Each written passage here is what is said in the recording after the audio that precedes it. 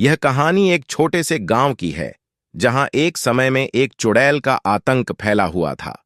गांव के लोग उसे काली चुड़ैल के नाम से जानते थे।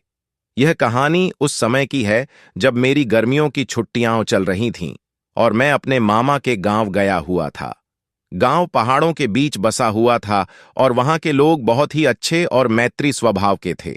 दिन में वहां पर काफी गर्मी होती थी, पर रातें ठंडी और सुकून भरी होती थीं। एक रात मैं और मेरे मामा घर के बाहर खाट पर सो रहे थे। अचानक आधी रात को मेरी नींद किसी के पैरों की आवाज से खुली।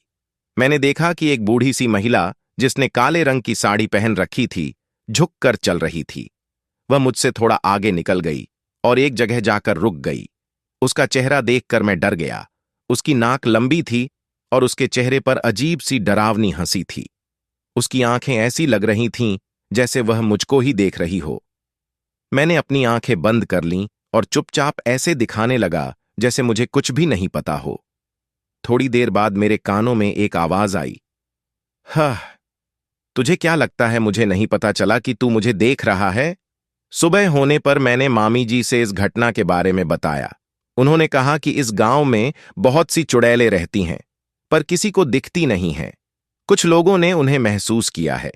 मामी जी ने बताया कि एक बार उन्होंने भी एक चुड़ैल को देखा था। वह चुड़ैल गांव के पास के जंगल में रहती थी और रात को गांव में आकर लोगों को डराती थी।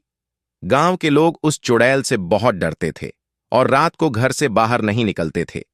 एक दिन गांव के कुछ बहादुर युवकों ने तय किया कि वे उस चुड़ैल का सामना करेंगे और उसे गांव से बाहर निकालेंगे। वे सभी मिलकर जंगल में गए और चुड़ैल को ढूंढने लगे। जंगल में काफी देर तक भटकने के बाद उन्हें एक पुरानी और टूटी फूटी झोपड़ी मिली। झोपड़ी के अंदर एक अजीब सी बदबू आ रही थी। जैसे ही वे अंदर गए, उन्होंने देखा कि वहां एक बूढ़ी औरत बैठी हुई थी। वह औरत वहीं चुड़ैल थी।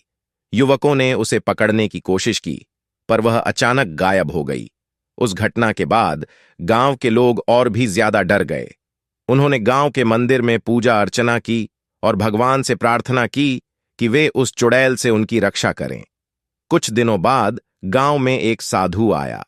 उसने गांव वालों को बताया कि वह चुड़ैल एक पिशाचनी है और उसे भगाने के लिए विशेष पूजा करनी होगी। साधु ने गांव वालों के साथ मिलकर पूजा की और उस चुड़ैल को गांव से बाहर निकाल दिया। उसके बाद गांव में फिर कभी उस चुड़ैल का आतंक नहीं फैला। गांव के लोग फिर से खुशी खुशी रहने लगे और उन्होंने उस साधु का धन्यवाद किया। यह कहानी हमें यह सिखाती है कि चाहे कितनी भी बड़ी मुसीबत क्यों ना हो, अगर हम मिलकर उसका सामना करें तो हम उसे हरा सकते हैं। क्या आपको ऐसी और कहानियां पसंद हैं?